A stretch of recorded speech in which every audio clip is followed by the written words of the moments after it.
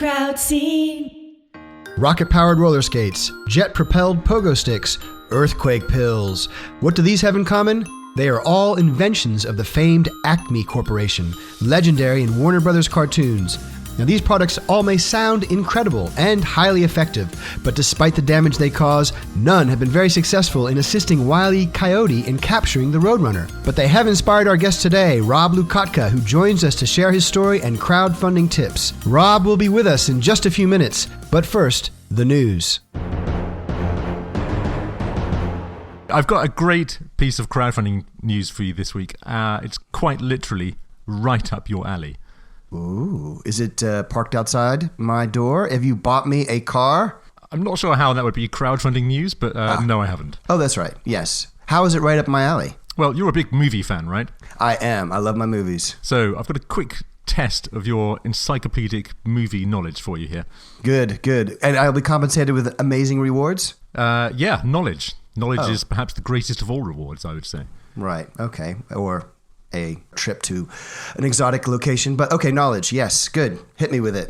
So, what do the following movies have in common? The Goonies, Gremlins, and Lost Boys. 80s, all from the 1980s. Yeah. They are all kids in peril. Kids in Peril. That sounds like another movie from the 80s. Is that the answer? I'm trying to get to one actor in particular who, in The Lost Boys, played a character called Edgar Frog.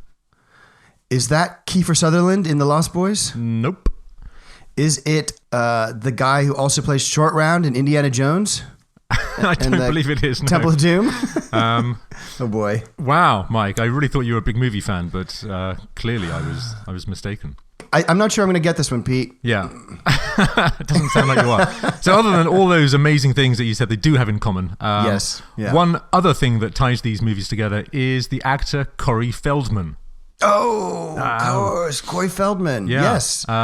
Who was also in a couple of episodes of Mork and Mindy, which you might remember. Yes. One episode of Cheers. He also I think he was like Michael Jackson's best friend for decades, isn't he? Yeah, he kind of was. Anyway, in spite of these undeniably impressive acting credits, apparently Corey Feldman has always wanted to be a rock star. In fact, he's got 4 albums under his belt. Wow, okay. Which, sounds like a reasonable-sized belt. Any album titles that you can share with me? Yes. The very first one was called Love Left. That was back in 92. Love 99, Left. Called Love Left. Okay. 1999 heralded Still Searching for Soul. Yeah. And 2002, the amusingly titled Former Child Actor. Oh, okay. Meta. And in 2010, he came out with Technology Analogy. Ooh, that's a tricky title. Okay, right. But Corey Feldman is now turning to crowdfunding to fund his latest record. Excellent, okay. So it's called, or it will be called, Elevator to Ascension. Right, okay. And the campaign is currently live on Indiegogo. Go Corey. Wow, I'm sure he's got a big fan base that would like to see this happen. I think he has, yeah. Okay, well, and if it's successful, we'd certainly like to have Mr. Feldman on the show. We would, yeah, but don't hold your breath, because he's trying to raise $105,000. Oh, okay. And in the first 3 days, he has, as of right now, he's raised 2,011 of those dollars. Right. Okay, so he's got quite a bit to go. Yeah, he's got a total of 56 people have backed the campaign so far. Okay. It's 2% funded. He's got quite a way to go on it, really. I mean, that surprises me. I would think that Corey Feldman's got a good mailing list of teenage fans. Oh, maybe not. Maybe those teenage fans are now in their 50s. Yeah. Maybe it is. What does Elevator to Ascension mean? I don't know, but interestingly, it's spelled Elev, number 8, or number 2, Ascension. Right. It's almost as if he's consulted the Prince dictionary of songwriting spelling. The Prince Dictionary. You know what? Someone should crowdfund the Prince Dictionary. Yeah. That might make $100,000. So are you prepared to put $100 behind Corey Feldman's campaign? Not yet, no. Right. Do you think you would if he spelled the word elevator correctly? I'm not sure that's the reason that I'm less excited about it. Anyway, so this is perhaps not the greatest thing that Corey Feldman has ever done, but I wish him luck all the same. Well, that's very charitable of you, Pete. You're sounding like you woke up on the bright side of the road today. You sound, like optimistic. Well, the reason I know that it's not the greatest thing he's ever done is because the greatest thing he's ever done is come up with the title of his autobiography. Oh. What is the title? Wait, can I guess? Yeah, have a guess. Feldmanitis. No. I got the Corey in me. Am I close? You're weirdly quite close. It's a brilliant title he came up with. I know that he was well known for having fingerless gloves at one point, so Fingerless Feldman. That sounds like the title of a sort of Victorian rapist. What is Corey Feldman's autobiography called? It is called Choreography. Oh, wow. That's awesome, isn't it? He aced that. That's great. Okay. So that's Corey Feldman's amazing Indiegogo campaign. We'll put that up on the site, and I think we'll also post some of Corey Feldman's interesting YouTube videos there as well. So if any listeners have any Corey Feldman stories, hit us up at Crowdscene Show on Twitter. Welcome to another episode of Crowdscene, the show about successful crowdfunding campaigns and the people who make them happen. I'm Michael Ogden. And I'm Peter Dean. On the show today, we're talking to Rob Loukotka. Rob is an artist in Chicago who also happens to be a huge fan of the Wile E, Coyote and Road Runner cartoons. He decided to bring these interests together by illustrating a poster containing every single product from the Acme Corporation. If you've seen the cartoon, you'll remember that Acme was the fictional company from which the Coyote bought things like dynamite and bombs and a giant magnet and a whole host of paraphernalia, all of which was supposed to help him catch the Roadrunner. So it turned out that Rob wasn't the only one with fond memories of the cartoon, because more than 3,000 people backed his campaign, and even though his goal was a relatively modest $3,000, he ended up raising $105,000 in a campaign that ended on Christmas Eve. So let's find out how all this happened. Rob, welcome to Crowdscene. Hi, how's it going? Good, thanks for being here. Yeah, thanks for having me. Well, let's take a second, Rob. So can you describe what this poster is? I'll give you a quick 30-second breakdown. It is a Perfect. 24 by 36-inch poster. So if you live anywhere else, that's about a meter tall. Mm-hmm. And it's bright red. It's printed on this French red paper with this basically white and black inks on there. And I drew every single item that the Coyote ever bought to try and catch the Roadrunner in the cartoons. And those cartoons span from basically like the 30s up until almost, modern times. So there's a couple items in each one of these cartoons, and each cartoon's like 10 minutes long. So I found 126 items that I believed were directly marketed by the Acme Corporation, or said Acme on the box, or clearly were on like a inventory list that he had. So there's a bunch of items I even ignored that didn't clearly say Acme, but I collected all those into like a spreadsheet, and then I sort of drew my own vision of what those items looked like. I kind of wanted to have a cohesive look to it, and it has this like chaotic 1950s catalog looking, like a Sears catalog or something look to it, that you can paste up on your wall, except it's of these insane items like a tornado kit or a magnet gun or rocket-powered roller skates or bombs or dynamite. And so it's something you look at, and it is incredibly satisfying, even to this day, to look at that list of those items, because it just takes you back to, kind of being a kid. How have you organized the different items? I mean, is there any kind of organizing principle that you have in the poster? Design-wise, the items are so weird. Some are so long and strange with like pointy bits, like lightning bolts and guns and stuff, that I was like, okay, there's not going to be a, aesthetically pleasing way to put all this stuff together. And as a designer, when you look at something like this, like here's 126 piles of crap. And so I thought about trying to arrange it nicely. Wasn't working out.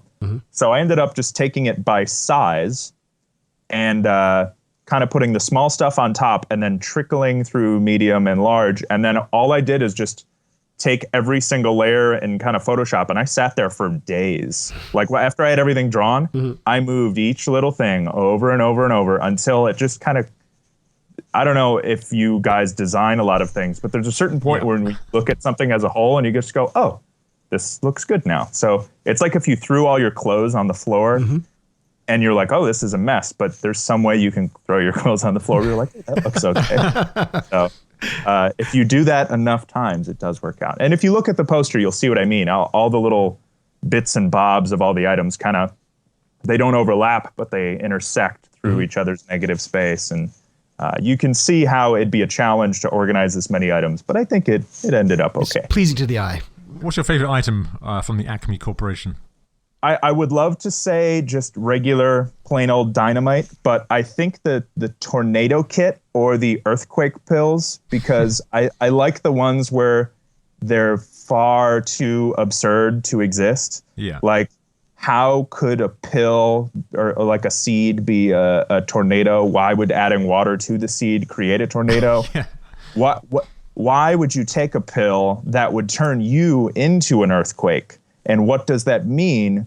Because when he takes them, he just vibrates a lot. It seems like a good idea, but who invented that? It doesn't make sense. At least the dynamite makes sense. At least the weights make sense, the rope or whatever. But those two don't. I just want to know, Rob, can you remember the first time you watched a Roadrunner cartoon, and what was it about it that appealed to you? I just remember when I did watch them as a kid, it felt like I wished that the company was real. I wished that the Acme Corporation was real. And there was this sense that when you were watching these cartoons, that whenever you saw the name Acme, you're like, oh, good. Yeah. This company has it covered. Whatever this character needs, there's some giant, I imagine this red, box out in the middle of a desert with just big white letters on the side and trucks coming in and out of it all the time. That's just full of like magical, crazy bits and electricity and magic. I'm only including in the poster like a really hyper specific list of the things that Coyote got. But if you watch other series of cartoons or you even in movies and comics and stuff, there's probably thousands of items. So really you could theoretically just say that Acme makes everything, which is what some people believe is what the acronym stands for. Do you know, Rob? Oh, man. We had a bet going into the show about whether Acme stood for something, and I thought, I think so. And Pete, what do you think? I don't believe I don't think it is an acronym. I just thought it was, it's a word based in something Greek, I think. Well, the peak. I think back in the old days, there were loads of companies called Acme. Right. I think it's a reference to that. Well, let's ask Rob. Rob's the expert. I guess Rob is. If you're speaking specifically to the reason why they're calling it the Acme Corporation in those cartoons, that is one of the reasons is that when Chuck Jones would open up the phone book, every single company in the front of the phone book said Acme. So they wanted it to kind of feel like this company that when you heard it, it felt real, but also generic, like this faceless organization that could make anything. So. Rob, how would you describe a Roadrunner cartoon to a 9-year-old today? Because that's our core audience. Yeah. I mean, fast, chaos, smash. Fast, chaos, smash. Fast, chaos, smash. And like, repeat. Over and over and over. I mean, it's highly repetitive, but every single joke is a new way to repeat that. It sets up this predicament where something's going to fail, and then it does. And what I like is the reason why all of those jokes work is because of the item. Tell us a bit about your background, Rob. I mean, what led up to this project? My whole life, I've really been doing lots of side projects. I used to sell T-shirts in high school, and I would like run around the hallways trying to, have a little spreadsheet and get people to give me $20 for a T-shirt that I designed. You're a budding entrepreneur. Yeah. And I mean, honestly, it still feels the same way. I mean, this many years later, it still feels the same way. But I had a web design company in Chicago for a while. And on the weekends, I would draw these posters, I guess for fun. Like I liked working 5 days a week and then 2 days on the weekends so that I could never sleep or something. And so I would draw on the weekends and put these on my blog. And I was like, you know what? I have some cool illustrations. I would love to be able to have some of these on my wall and kind of feel like a real artist that can ship these things out to people. And I think once I had that tangible item and I was able to sign prints and put an edition number on there, I kind of felt this connection to it. So I started making that kind of a side gig while I was doing my web design company. And once I decided to do the Acme poster, everything in my career shifted. So was art a hobby, or did it always feel from an early age that this was your core pursuit? I think my entire life I was told and absolutely believed that if you are an artist, you can't make a living. So Yeah.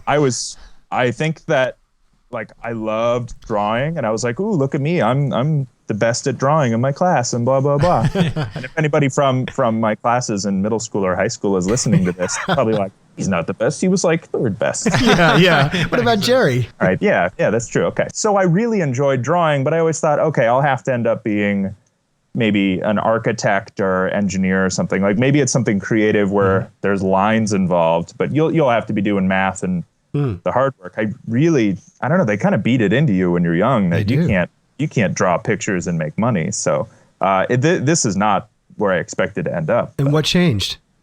I think it was just the internet helped. I mean, if the internet didn't exist, I don't really know how this would have happened. But also the fact that you're able to teach yourself the business side of things. So once you realize that there's really a small amount of money a human being needs to survive, even in the United States, to have a lifestyle comparable to an average citizen, it's not that much money that like you don't have to sell that many things in a year to stay afloat. So when people say starving artist, I'm like, I guess, but you don't have to sell that many posters or that many paintings to make this work. So I'm like, I'm gonna give it a shot. So it was once I had already had my successful web design company through like 2010 to 2012 here in Chicago. It was these posters I was drawing on the side that were really capturing all of my attention. So I'd be, my salary was getting paid by doing all these web designs and logos and branding, the traditional designer-client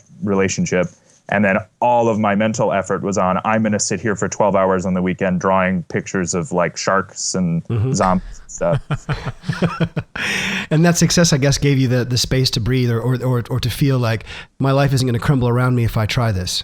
It made it feel like it was possible that may happen. I had no idea that this Acme Corporation poster was going to have the success it was going to have, but I figured as a fallback, I could always do posters for clients. I could always do websites for clients. I did motion graphics. I did video editing. So like no matter what happened, there's always people I can reach out to, and I could still do that to this day. If my whole career fell apart, it could be like, hey, who wants me to draw their logo, and somebody would be like, I would like that, and it'd be okay. Yeah. So all the time you're indulging this weekend hobby of yours, drawing whatever pops into your head. You're posting them online on your blog. So presumably were you building up an audience little by little there? And did that help you when it came to crowdfunding things? Yeah, I mean, it was very little. I would argue that the Acme poster Kickstarter very much exploded because it had legs of its own, and it's not so much that I had this huge following or this setup or a marketing plan before. It's definitely the idea in itself that made it take off. But there was some core group of friends in Chicago and some people who had already backed some of my previous posters that helped me get over it. Like, you had that first day of launching the campaign. We had a pretty good first day just because I had enough people who knew it was happening. So I at least knew my first day wasn't going to go bad. But other than that, it was really a shot in the dark. We'll be back in just a moment, but first let's hear about some upcoming guests on Crowdscene. In our next show, we'll be joined by Ryan O'Sullivan and Neil Gibson, the writer and editor of an original graphic novel called Turncoat, that, although available online in its entirety, still raised more than $30,000 on Kickstarter. How did they do it? Well, subscribe to Crowdscene on iTunes or any podcast app and find out in our next episode. Now, let's hear more from Rob Loukotka. How do you decide whether a project is worth pursuing? I mean, I will say that I'm often wrong. So I can decide that something's worth pursuing and at the end go, oh, that was not worth pursuing. That is one way to figure it out. You're right. That's the Wile E. Coyote method of deciding whether something's worth pursuing. Yeah. Yeah, you can make an educated guess. I tend to try and determine how much time and effort is it going to take me to design this, or have to research it before I can design it. And if it's going to eat up 3 or 4 months of my life and not be able to reasonably pay back for that time, then that's probably not a good idea. But if it's something that, over a course of a couple weekends you can do, just do it. Like try and figure this out. Like the Acme Corporation poster it's a really complicated poster, but it's not like it took me, a backbreaking year of labor to complete. It was worth trying to figure out. From idea to sharing it with the crowd, was that a fairly fast turnover? I probably had the idea for like a year before I actually did it. I have a long running list of poster ideas that things just get cataloged into. And once I had time, I was like, okay, I'll try this one now. And once I had executed, started researching it, it was probably a week or 2 weeks of research, because I had to actually find all the cartoons, watch every single cartoon, pause it, write down the names and details, create a spreadsheet of all this crazy stuff. Then I could start the illustration. So it was like 4 to 6 weeks of work. I like visualizing you like at your home, family's going off to work, your girlfriend's off to work, and it's like, well, gotta get down to it and watch the Roadrunner cartoons. Yep. Yeah. You've done something right with your life, Rob. Yeah, it's pretty much like being in prison. Well, you figured out every child's dream, which is to how to get paid to watch cartoons. Yeah, I just recently did a poster where I drew every single gadget that Q ever made for 007. That's great. Which is, I think, 24 movies, which is so much more research and so much more painful than this project. Yes, and it meant watching Moonraker again, which was pretty rough. Yeah. So I did that to myself. That sounds like another hit, though. Is that coming soon? Yeah. I mean, we didn't sell as many as the Acme poster, but I released that one last year. So I didn't put it on Kickstarter. It's just in my regular store. But it's pretty wild when you look at it. What makes Acme so successful compared to other projects you've pursued? It's hard to pin everything down, but what I believe that it is that it is a cross-generational appeal to the design. And to anybody listening to this show right now, what we're talking about when we say the Acme Corporation. Yeah. You've seen a Coyote and Road Runner cartoon, and when I say magnet or giant rubber band or catapult or dynamite, the aesthetic and hilarity of watching the Coyote get blown up. So even just hearing the music, hearing the music in the background, it's like, exactly. Gotta watch. So you can visualize it in your head. It's not just you, it's the generation above you and the generation above you and the generation above you and the generation below you. Like, everybody's seen it. And I didn't realize that when I drew it. I was like, oh, I like this. I liked watching this when I was little. And I didn't realize, like, I had people 60, 70 years old buying this poster, and they're like, oh man, I've been watching these ever since they came out. Like, I used to see it in the theater. They would attach them to like reels in the theater, and people would see these. Well, does it change the way that you what you would decide to do next and going forward, given that experience? It actually did a little bit. I mean, I think I had just made things to please myself, and I started to realize that the stuff you illustrate is going to connect with other people's lives and you don't know what they're interested in until way after the fact. And so a lot of the stuff I draw now, I realize they might have a connection to it that is much stronger than you have. So I started trying to think about that. So let's talk crowdfunding, Rob. What did you not know going into this that you had to get good at? Most things. Elaborate. I wanted to create this poster. I had printed some posters before. I knew that I could print a few and throw some in tubes and ship them to people. And for anybody who is going to be running their own Kickstarter or has run their own Kickstarter or is thinking about doing some sort of crowdfunding campaign with a physical good in the future, that fulfillment is a big part of what you're going to be doing. So I envisioned, a stack of 100 posters or a couple hundred posters. I'm like, I got this. I can do all this by myself. No big deal. I'm not even going to run too much math on it because I've done this before. I can ballpark the numbers. Be fine. So you launch the poster, and then suddenly it's, however many 30 times bigger than it was intended. And it's not something I could physically do by myself anymore. So the scale of, like, I couldn't fit it in my apartment. I had to go get an actual space. I had never done that before. I couldn't every decision you make is suddenly multiplied times 1,000. So if you can save a penny here or save $1 over there, So it sounds like you weren't nervous going into the campaign, but then once the campaign became super successful, it presented a new host of problems. Yeah, I felt like, oh, I can ship 100 posters any day of the week. And then once it was 3,400, I was like, it's going to take me weeks just to sign 3,400 posters. Like, people were getting their posters late because we couldn't print them. Like, it took longer to print them than I thought it would take just for the whole campaign, because there's 3,400 in the initial run. And I have to sign each one by hand and number each one by hand. And I know that it shouldn't take forever, but like they're big posters and they're kind of heavy, and it's just, you can only do so many in a day before your hand gives up. And so it took me a couple of weeks just to get through that part of it, let alone beginning on putting some in tubes. It was crazy. Talking about the campaign page itself, now everyone talks about the importance of having a great video. And I particularly like your video. It was short, it was direct, it was obviously homemade with the authenticity that comes from that, and it was funny and completely relevant to what you're crowdfunding. It's like 1 minute and 40 seconds long as well, which is like a perfect length for, people who don't have any attention span these days. How long did it take you to come up with that and to put it together? If I remember correctly, I think I came up with the idea and shot that video in like the 12 hours before I was planning on launching it. So I think the night before I bought the stuff to prep that little like fake dynamite that you see in the video. Yeah. And I kind of had it in my head. I'm like, oh, like the only gag that I wanted was, I'm going to talk really fast because a bomb's going to explode. And that will force me to make this video shorter, because if I talk for 5 minutes, nobody's going to watch it. I think it's pretty perfect. It's almost a perfect Kickstarter video, I would say.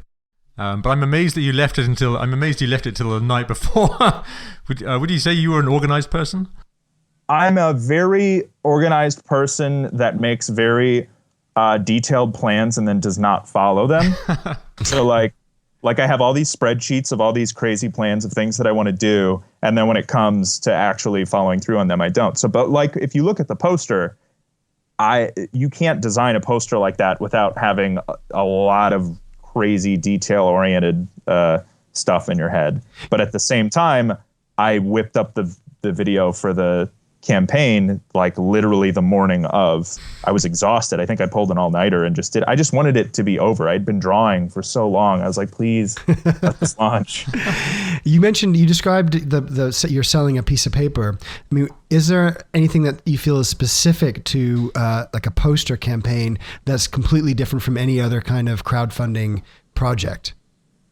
I do think that posters are, it's a tough ask for some people, because if you're just saying, hey, I drew this thing and maybe you want it, who cares? That it's kind of hard to charge people a lot of money for a sheet of paper. You really have to put a lot of effort and care into the reasons why that sheet of paper is super fun to own. Mm-hmm. And in this case, obviously, it's a really great thing to have on your wall. It's exciting. And I tried to make the rest of the campaign fun and light in tone and the updates and stuff. But by making the poster limited edition so that it doesn't exist forever, you're giving a little bit of value to that. So if you want to go buy, a copy of the original red poster from Kickstarter, there just aren't any. And I got an email every single day virtually since the Kickstarter was over about getting one, and I had to tell people, sorry, you can't have one, you can't have one, you can't have one, you can't have one. Sign up for my newsletter, maybe something will happen. So Rob, you entered into the campaign trying to raise $3,000, and based on perhaps what your other two campaigns had raised, it's a reasonable amount. Clearly, this went bananas. But how did that progress? Did it go crazy on day one or after week one? What was the trigger that actually caused it to go crazy? Yeah, I mean, if I remember correctly, I do think that we hit our goal on day one or around day one. So that was interesting. But even if you project that out, it wouldn't equal. Like, I just wasn't thinking it was going to hit that much. Yeah, it was just a series of, like I imagine everybody else that does this show, a series of the right people hearing about it and then the right people who heard about it from there. Like it's if a blog hears about it, then the press can hear about it. If somebody in a podcast hears about it, then somebody in a TV show can hear about it. And not that I was on TV or anything, but I imagine that the word just spreads when an idea is interesting. And this was something that I think everybody was interested in. It's hard to find anybody that hadn't seen these cartoons or that wasn't interested in having some kind of art in their home. So were you doing something, Rob, that was, you did your Kickstarter page and you did your video, but did you do something else like a press pack or anything to reach out and reach these bloggers to ignite it? Not really. It was mostly because all I had at the time was the images of the poster that I did, and then the story of how I made it. And I was banking on the fact that the images of everything that I had drawn would be enough to kind of pull people in. So I tried to just show the very few blogs that I knew about at the time, because back then I really didn't have a big following. I had never sold a lot of things on the internet. I don't think I knew who to reach out to, but I think fortunately the poster had enough excitement happening on its own that when you look at it, you really want to zoom in on it, but you can't. There's it's too much going on. So the only way to really zoom in on it is to buy one. So I think maybe that's what happened. I mean, would you do anything differently were you to do the campaign again? Yeah, I mean, I think the timing was rough for a number of reasons. One is that you guys mentioned, it's crazy to end your campaign on December 24th because you think, maybe people won't be buying things on Christmas Eve. That's not the reason you don't end your campaign on December 24th. The reason you don't end your campaign on December 24th, and I don't know if this is true worldwide, but if you haven't yet set up your business as a separate business aside from your personal account, you're going to get all that Kickstarter money put into your personal checking account. And it's going to be on December 28th, something like that, of 2012. So I talked to my accountant, who I got in the middle of the campaign. I didn't have an accountant. I was like, hey, man, I got 50 grand coming my way. He's like, oh, that's weird. And then by the end, I'm like, oh, by the way, now it's 100. And he's like, dude, do you have a company? And I'm like, no. And he's like, dude, you can't, you're going to be in 3 tax brackets higher, whatever, US.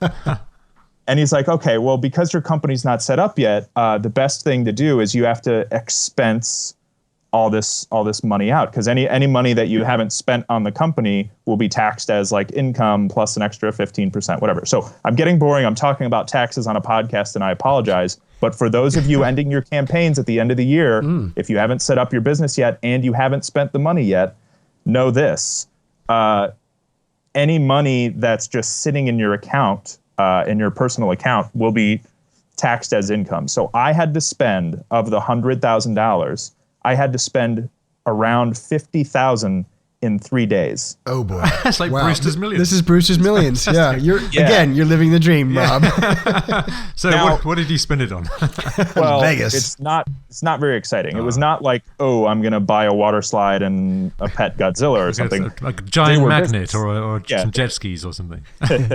Yeah, they were business expenses. So I had to figure out a way to basically prepay for all of the expenses the second that they hit the account. So what I did was I found a workshop immediately, paid for the rent for the full year up front. I paid for a new website for my developers. I just gave them a check. I'm like, I don't know what the website looks like yet, but here's all the money for it. I bet they thought Christmas had come. Yeah. Oh, they had. I bought a whole bunch of tools. So I built a whole wood shop. So I bought a table saw and a laser cutter and a CNC router and a drill press and a whole bunch of all these other things. So I just have a giant wood shop now. That does sound like something out of Brewster's Millions. Yes. Yeah. Well, I mean, I wanted one, and I figured it would let me do future campaigns in the future and future projects in the future, which turned out to be true. So when the big day, when it wrapped up, the campaign, how did you celebrate? That's an interesting choice of words. I don't think that the final day of the campaign is the day when I celebrated. It was just kind of the day that it was over. You collapsed. Well, I mean, I didn't collapse. the day that it's over is not, I mean, there's the day the money hits your account. There's the days that the press picks everything up. There's the day that you actually finished your work and got to launch the project. Mm-hmm. And I guess I don't recall celebrating. I think I just recall being a part of this 3 or 4 or 6 month timeline in which I had to act on all these different variables. And I don't mean to say, hey, look at this guy who got $100,000 Kickstarter and he's not very happy about it. Wah, wah.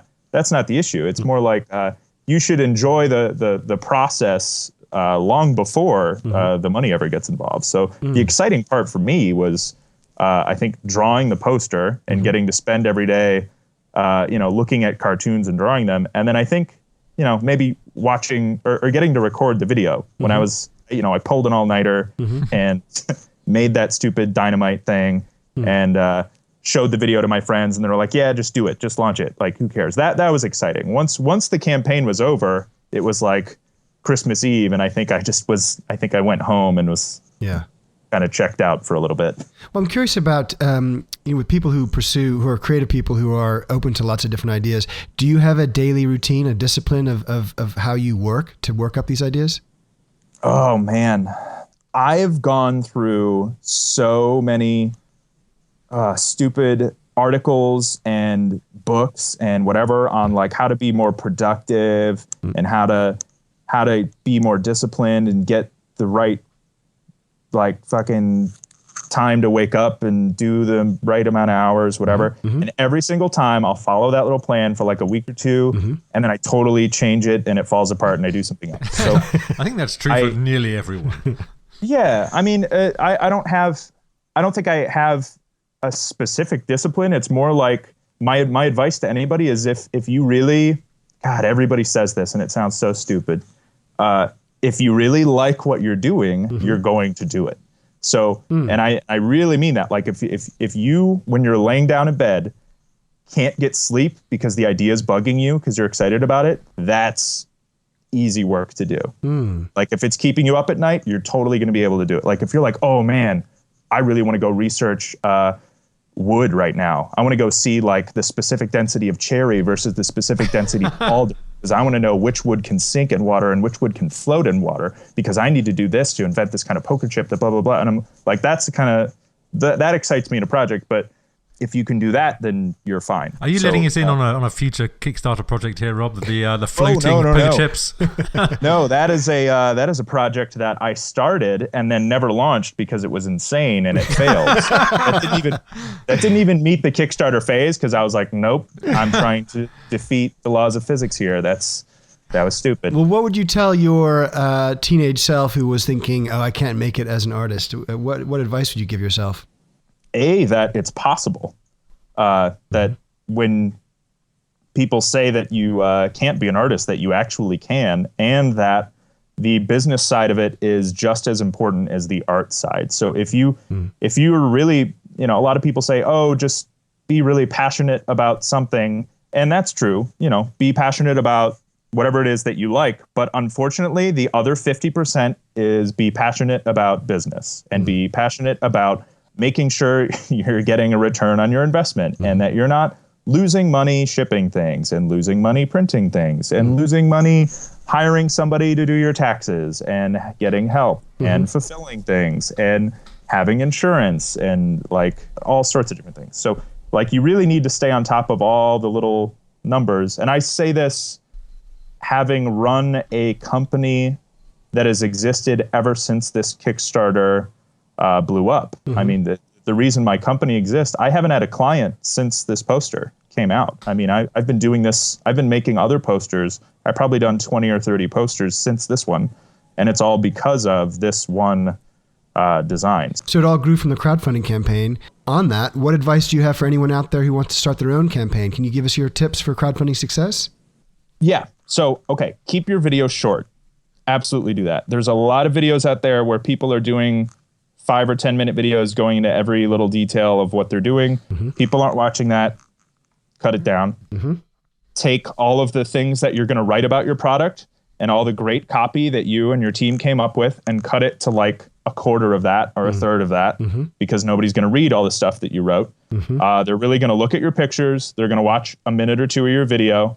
And then whatever you're selling it for, sell it for the minimum price that you can possibly get away with. And I say that assuming that you'll be able to sell more later, right? Kickstarter is there to get your project afloat, to get people to hear about it, and you're going to capture new people. If you're just going to launch a project on Kickstarter under the hopes that you're going to end up floating in a pool, having people feed you cheese or something, like, it's probably not. You paint a seductive picture. Is that part of what you spend your 50 grand on? Yes. Yeah, that's definitely what you want to spend it on. But it's like, you can't expect to just use it as a profit-making machine.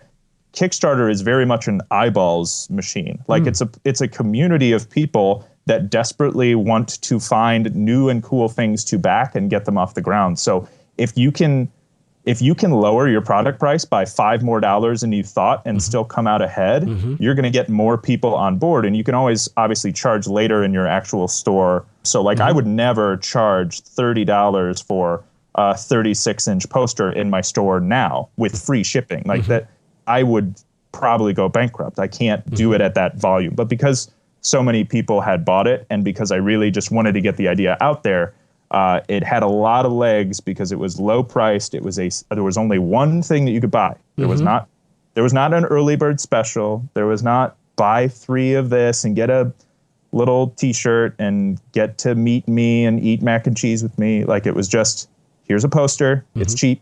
Here's a short video. Here's a short description. And I think that is part of the reason that people were able to really easily digest the idea and go, yeah, this is awesome. Share it with a friend, move on. The simplicity was attractive. I think so. I mean, I don't mean to speak for everybody. No, but that makes sense. I think that's quite brilliant. And had it been $50 per poster, you think it would not have been half as successful?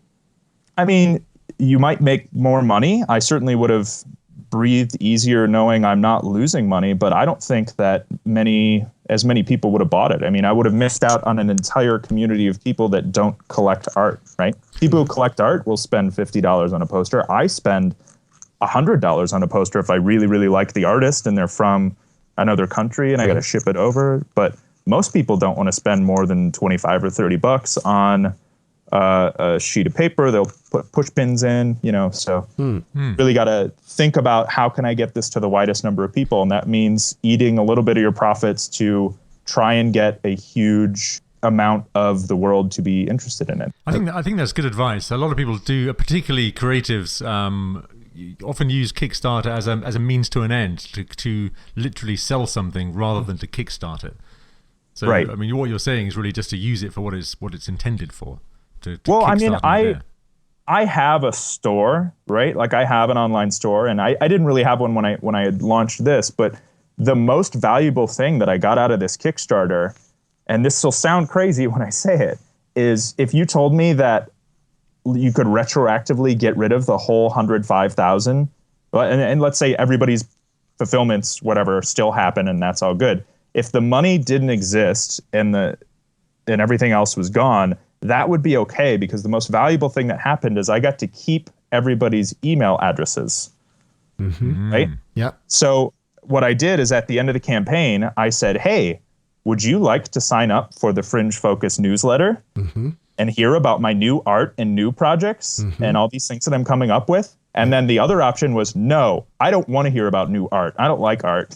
That's pretty much what those are your binary A and B options. Yeah. And I think 2/3 or 3/4 of people said yes. Yeah. And so of the, 33,000 something people that had backed the project, those people are largely still on my list today. And I think I've, doubled that list since then. So I have a large following of people that are interested in seeing the little things that I do each week or each month. And that is invaluable to me. I can draw something this week and post it to my store on Friday.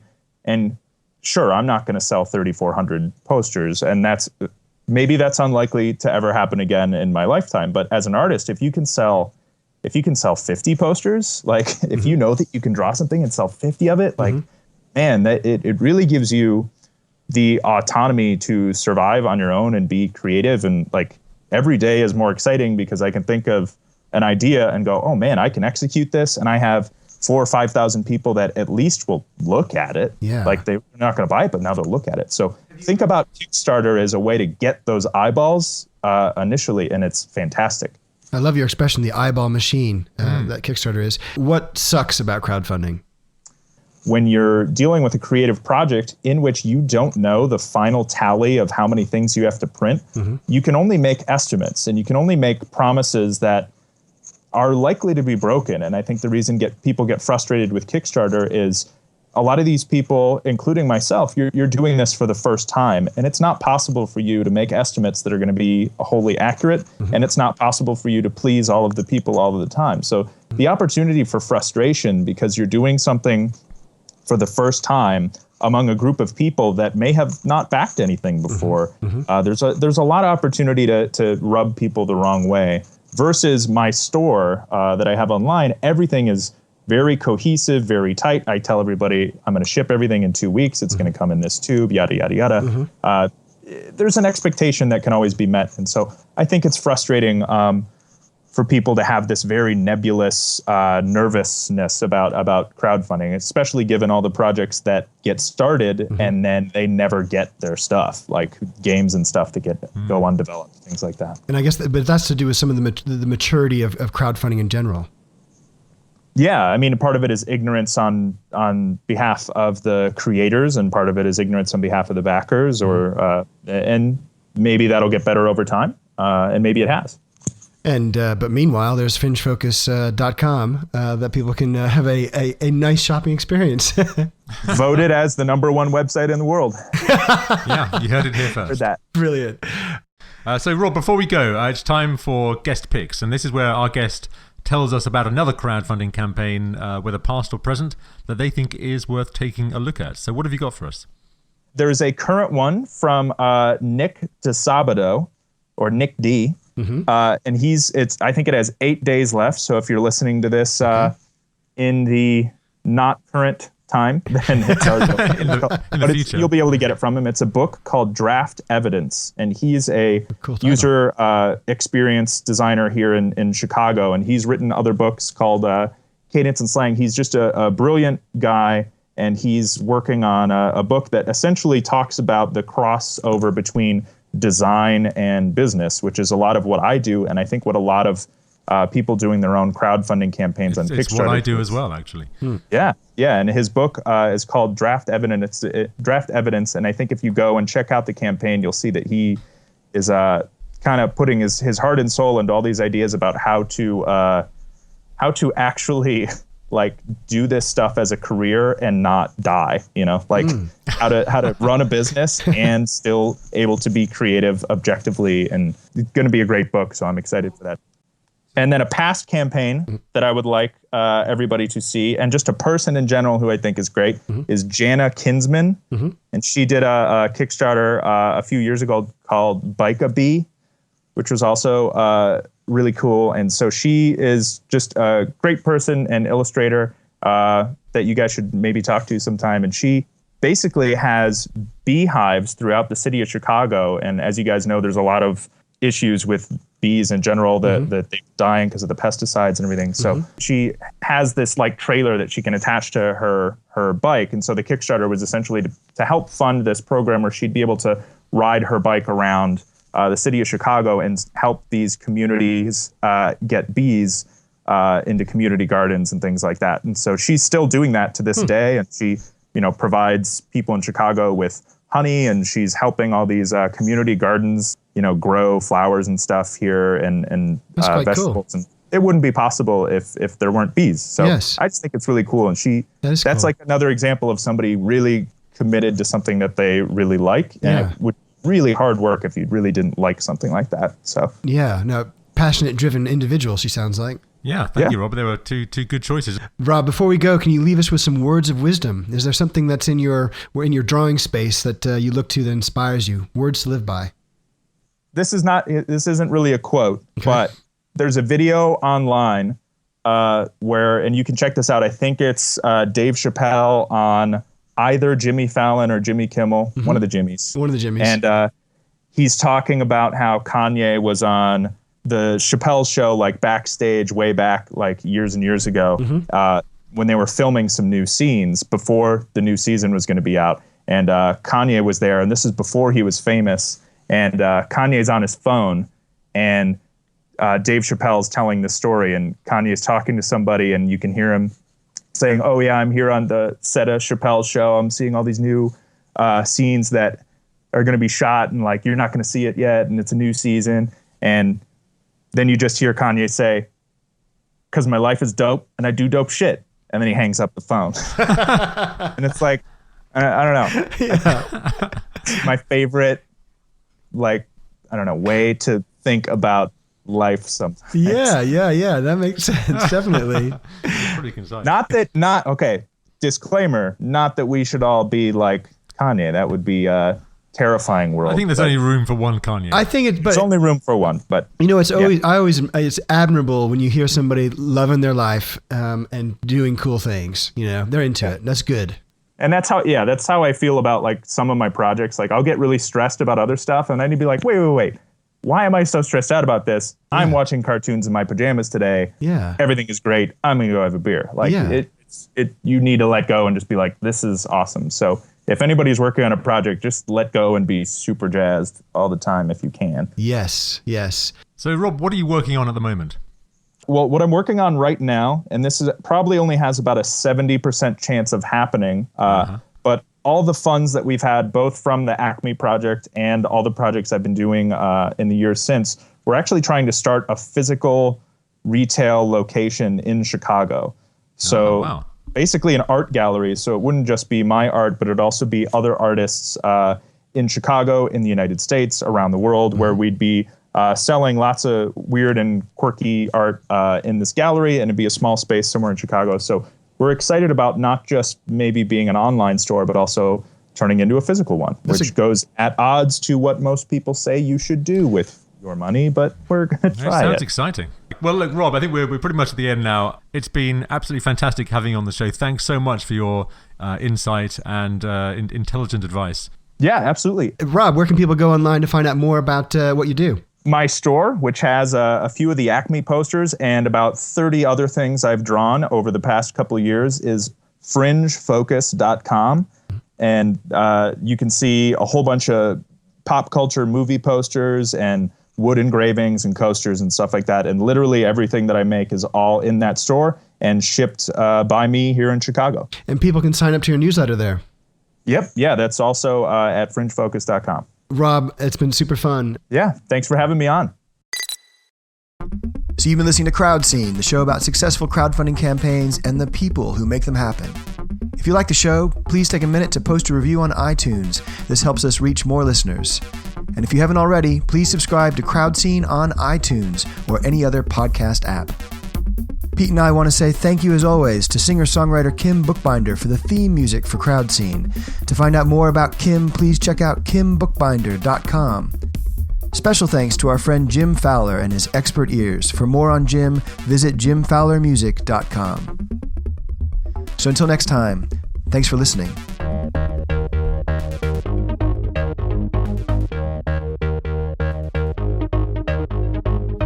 Crowd scene, gonna kick it with Pete and Mike.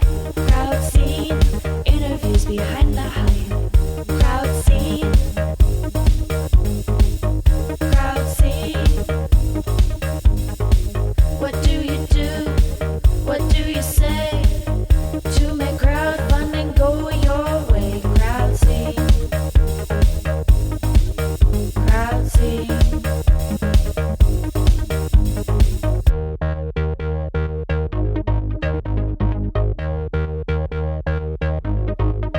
Crowd scene, crowd scene, crowd scene. Your shake brings all the backers to the yard. That's why I call epic.